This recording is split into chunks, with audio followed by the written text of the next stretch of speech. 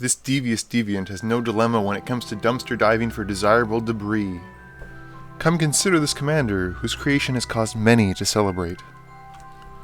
This is Daretti Scrap Savant. That was a mouthful. Hey gang, welcome back to Conquering Your Commander. This week, we look at the Commander 2014 Mono-Red Planeswalker, Daretti Scrap Savant. This was probably the most open set from the lot of the five, with high-value cards such as Wormcoil Engine and Solemn Simulacrum providing buyers with massive value. Daretti as a commander also provides we the players with significant value, as he offers Red a very strong and very control-like artifact-based commander. His first loyalty ability is probably one of the best filtering options Red can possibly hope for. You can control how many cards you discard before drawing them. This can help you when you draw dead cards, but it also helps fill up your graveyard for a second ability.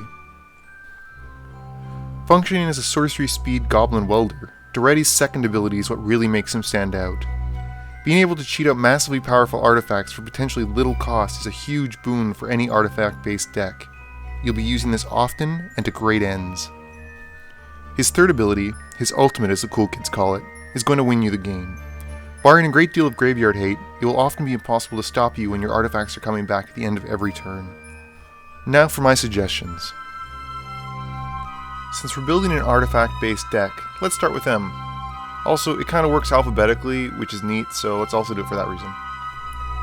First, let's look at the mana rocks. You're going to want to run as many as you possibly can. I'm talking Soul Ring, Grim Monolith, Basalt Monolith, Mind Stone, Mana Vault, Mana Crypt if you can afford it, Fire Diamond, that new one from Commander 2015 whose name I can't remember at the time of writing this, I'm too lazy to look up.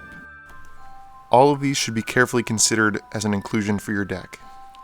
I mean, let's face it, the second you flip over Daretti, people are going to be gunning for you. They're going to target Daretti like he peed in their punch. To this end, you have two options. Option 1, play Daretti as early as possible and just try and outrace the damage/hate to get to your emblem.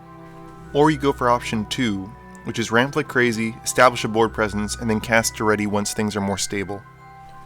Ideally, option 1 is the best, as once we hit the emblem, things get out of hand very quickly for our deck. Darksteel Forge is probably an auto-include in any artifact deck. Making our stuff indestructible is pretty much one of the best things we can do for this deck, so running is pretty much a no-brainer. Codex Shredder might seem a little out of place, but it can function either as a way to dump cards into our graveyard to bring back Daretti, or it can act as colorless Eternal Witness to save/return valuable cards we otherwise couldn't get back. Trading Post is probably the most versatile card in the deck. It interacts with nearly everything we have, and most of the time you'll have access to most of the options, giving you a great deal of choice when it comes to how to respond to your opponents. This would be strongly recommended to run in your deck. Contagion Engine, oh Contagion Engine, how I love thee.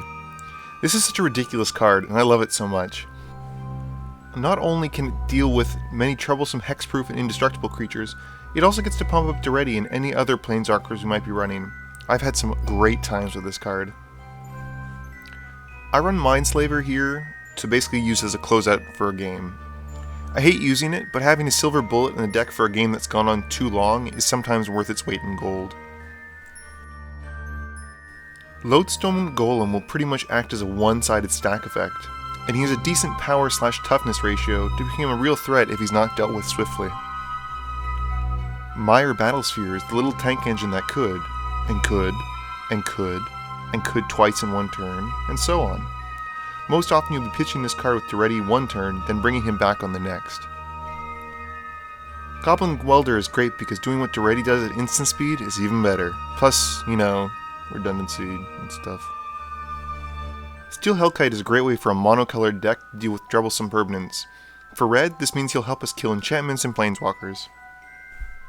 Kurkesh Onake Ancient makes all of those wonderful activated abilities into two wonderful activated abilities. Proliferating twice for 4 mana is great, but doing it 4 times for 5 mana is bananas. This also works with planeswalkers and other wonderful things. Strongly consider this card.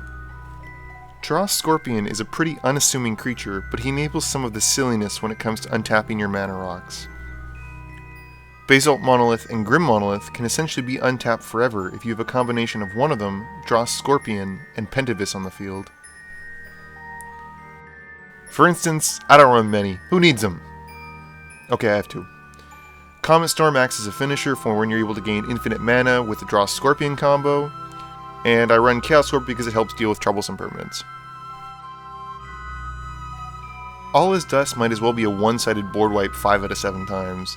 The majority of your stuff is colorless to begin with, and the few that aren't usually don't yield that big of an impact. Or you can just recast them in the case of Daretti. Scrap Mastery is literally living death for artifacts, and we know how much living death sees play already. It comes with a box set, and it can do some huge lifting if you set things up well enough with Daretti or other ways to fill up your graveyard. Wheel-type spells are also at a premium here. Barring the typical issue of potentially refueling an opponent's hand, pitching a ton of artifacts to our yard and then redrawing a new hand makes Daretti a very, very happy boy.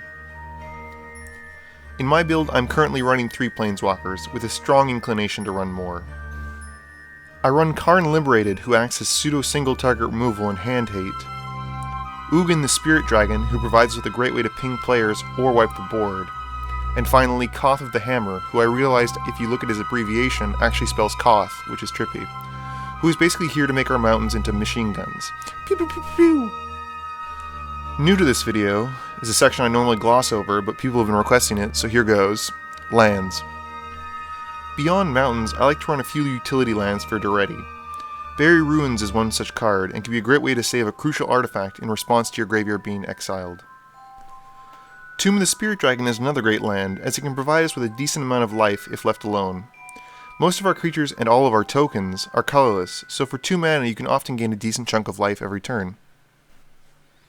I run Valakut in almost every mono-red deck I have. Turning mountains into free lightning bolts just feel right. Well gang, I hope you enjoyed this video on my favorite artifact-based commander. Let me know your experiences with your version of the deck, or if you've tried out my version of the deck. And please be sure to tell me of any hidden gems you might have found. Until next time, thank you for watching, and be sure to like, comment, share, and subscribe to these videos.